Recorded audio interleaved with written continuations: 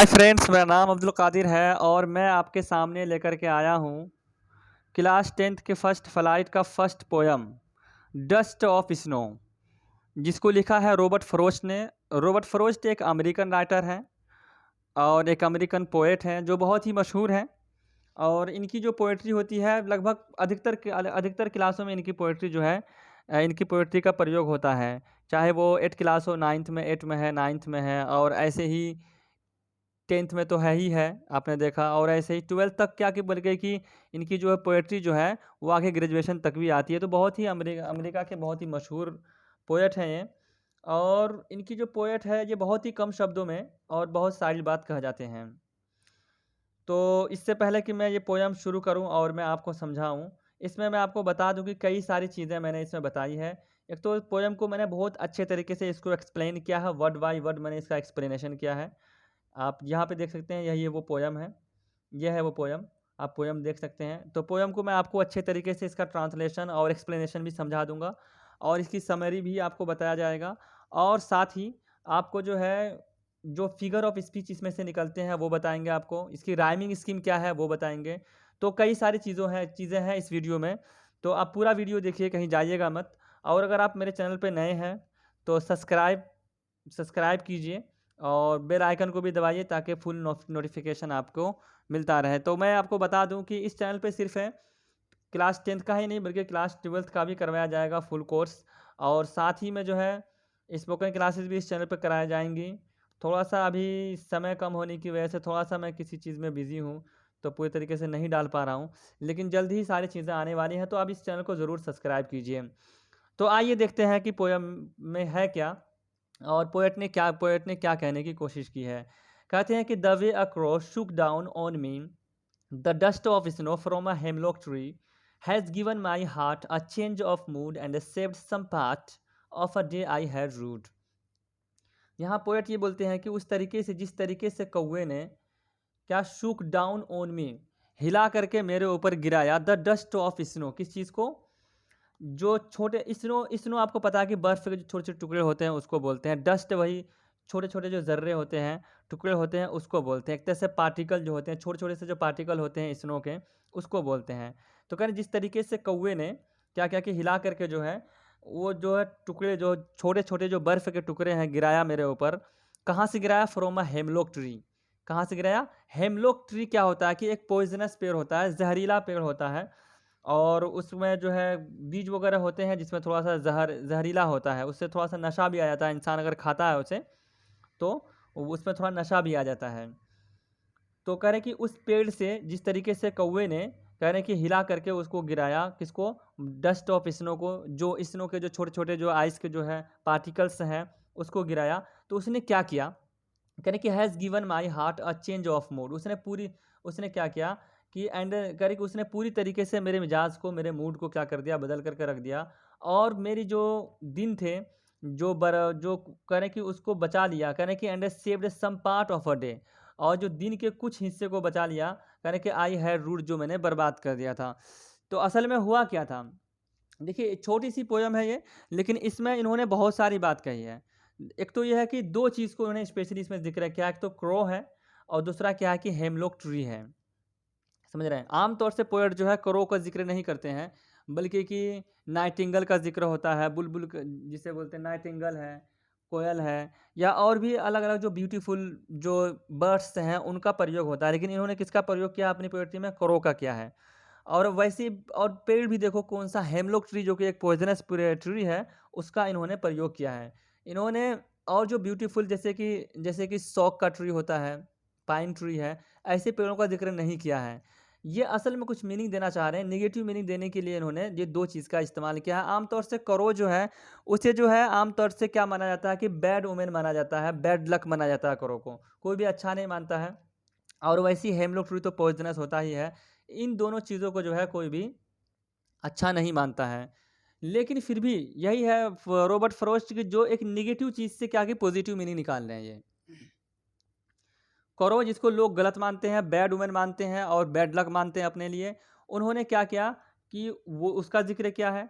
और दूसरी क्या चीज़ उन्होंने कि हेमलॉक ट्री जो कि एक पॉइजनस ट्री है, उनका जिक्र उन्होंने किया है। इन दोनों चीज़ों से इन्होंने जिक्र करके ये साबित करने की कोशिश की है और ये बताया है कि हमेशा हर वो चीज़ जिसको हम गलत मानते हैं या जो जिसको लोग गलत मानते हैं वो गलत नहीं होती है, बल्कि ऐसा भी हो सकता है कि जिसको आप गलत सोच रहे हैं वही आपको क्या करें, फ़ायदा दे। तो इसीलिए जो है इन्होंने एक ऐसी चीज़ जिसको लोग गलत मानते हैं, जैसे कि करोको को भी अच्छा नहीं मान, बैड लक माना जाता है, डार्कनेस उसको जो है सिंबल ऑफ डार्कनेस माना जाता है, सिंबल, तो इस वजह से जो है उसको भी अच्छा नहीं माना जाता है। तो इसी वजह से इन्होंने दो चीज़ को जिक्र किया है कि और ये बताने की कोशिश की है कि गलत चीज़ जो है हमेशा, क्योंकि देखो वो बैठा हुआ कहाँ था कि हेमलॉक ट्री के नीचे बैठा हुआ था, और एक कौवा जो है वो भी उसके वो हेमलॉक ट्री के ऊपर बैठा हुआ था। उसने क्या किया कि उसने हिलाया, और हिलाने के बाद जो है बर्फ़ के छोटे छोटे जो है टुकड़े, बहुत स्मॉल पार्टिकल्स ऑफ स्नो जो है एक तरह से उनके बॉडी के ऊपर गिरता है, और उससे पूरा उसका जो पूरा दिन, जो दिन के कुछ हिस्से जो बर्बाद हो गए थे, तो उनमें से कुछ हिस्सा जो है बर्बाद होने से उसने और बचा दिया, क्योंकि इसका मूड पूरी तरीके से जो सैडनेस था उससे, जो सॉरो था उससे जो है जॉयफुल की तरफ जो है उनका जो है पूरा मूड चेंज हो जाता है।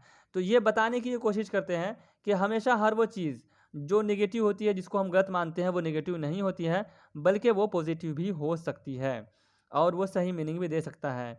तो ये तो पोयम हो गया हमारा, छोटा सा पोयम है। देखिए राइमिंग स्कीम क्या है इसका। राइमिंग स्कीम इसका क्या है कि देखो दो ही तो स्टेंजा है, ए बी इसका राइमिंग स्कीम होता है।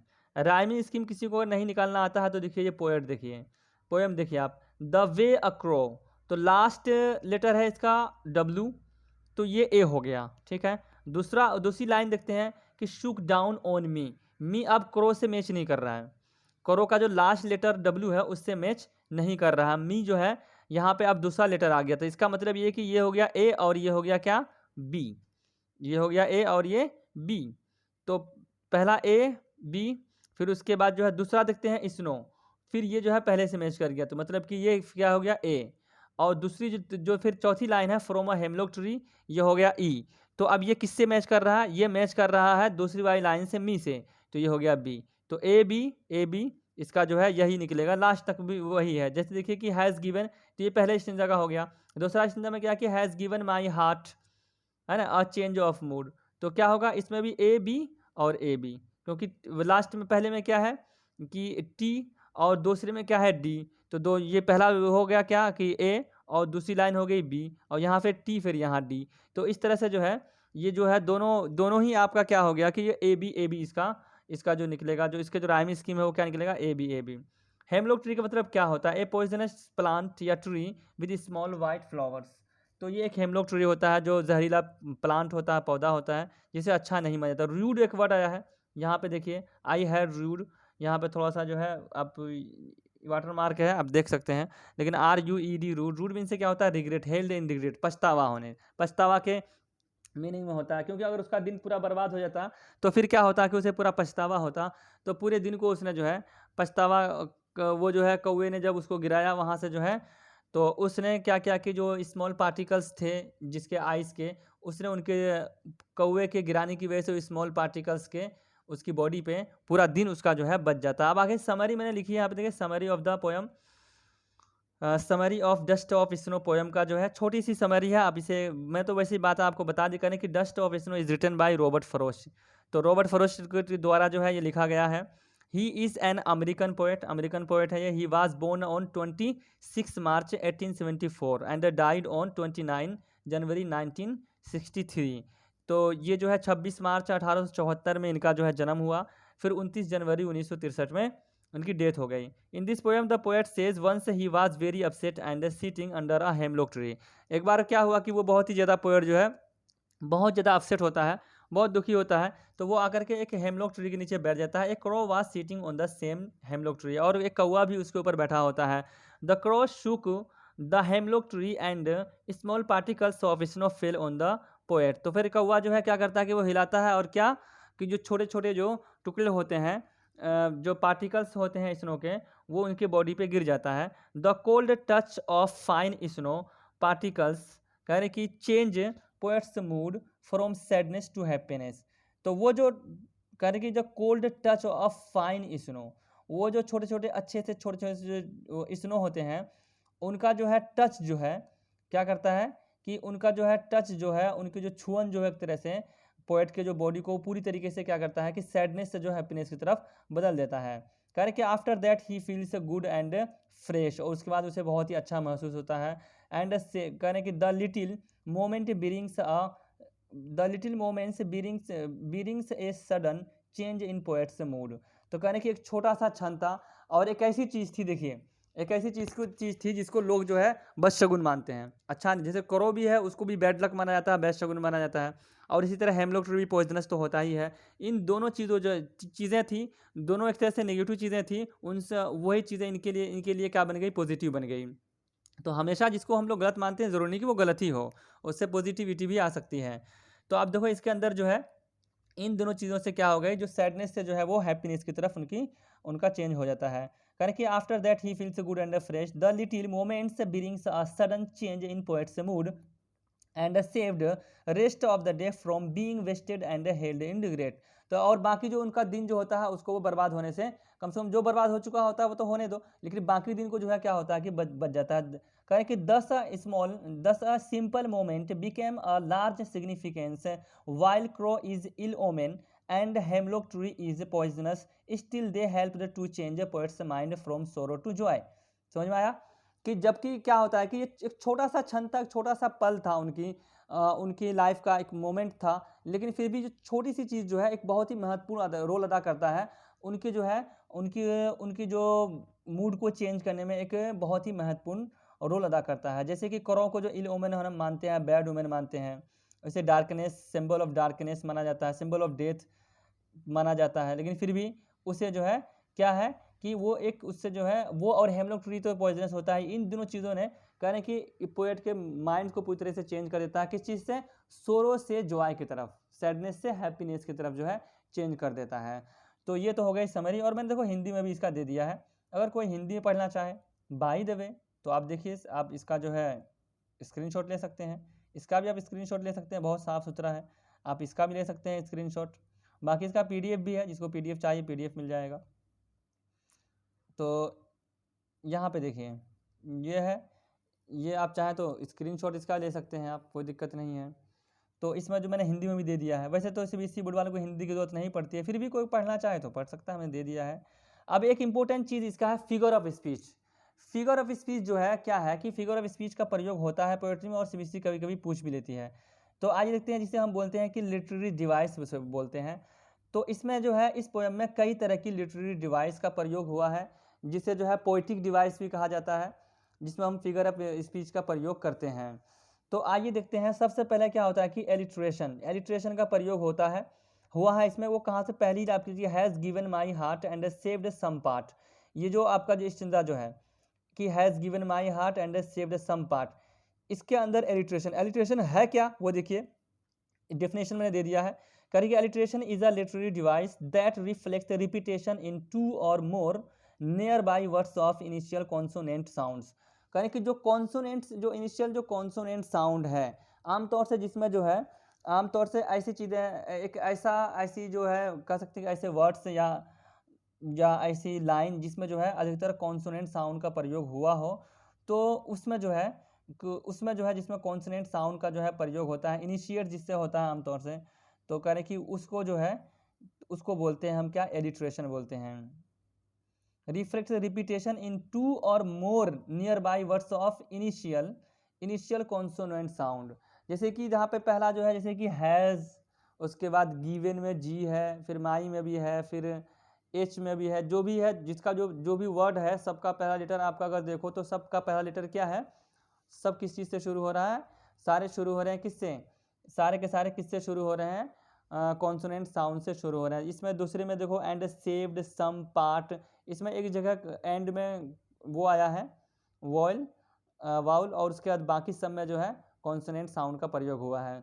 तो मतलब कि रिपीट, एक तरह से क्या कि जो रिपीटेशन होता है बार बार जो है, जो आपका जो है एक तरह से जो है कॉन्सोनेंट साउंड जो है प्रयोग होता है इनिशियल में, तो उसे बोलते हैं। दूसरा चीज़ यहाँ पे क्या हुआ है, एसोनेंस का प्रयोग हुआ है। एसोनेंस भी ये एक लिटरेरी डिवाइस है, और इसमें आपके पोएम में इसका प्रयोग हुआ है।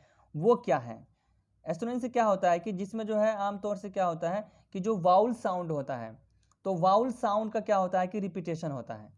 कैसे देखो, एसोनेंस क्या is a literary device in which the repetition of similar vowel sound से takes place within a line of poetry और प्रोस। तो पोएट्री या प्रोस की कोई जो लाइन होती है जिसमें जो है बार बार क्या कि जो वाउल साउंड होता है उसको रिपीटेशन अगर बार बार होता है तो उसको हम एसोनेंस बोलते हैं। एसोनेंस अब इसमें कहाँ पे इस्तेमाल हुआ, जो स्टेंजा में आपने लाइन 2 में देखिएगा, शुक डाउन ऑन मी, है ना। तो यहाँ पे ओ साउंड का बार बार जो है, शुक में देखिए डबल ओ है, उसके बाद डाउन में भी ओ है, ऑन में ओ है। तो 3-4 जगह पे इनका जो है प्रयोग हुआ है ओ का, तो रिपीटेशन हो रहा है। जो वाउल एक साउंड है, एक स्पेशल एक साउंड है वाउल का, उसका रिपीटेशन हो रहा है। ठीक है, आगे चलते हैं। सैम्बोलिज्म, सैम्बोलिज्म का भी इसमें प्रयोग हुआ है।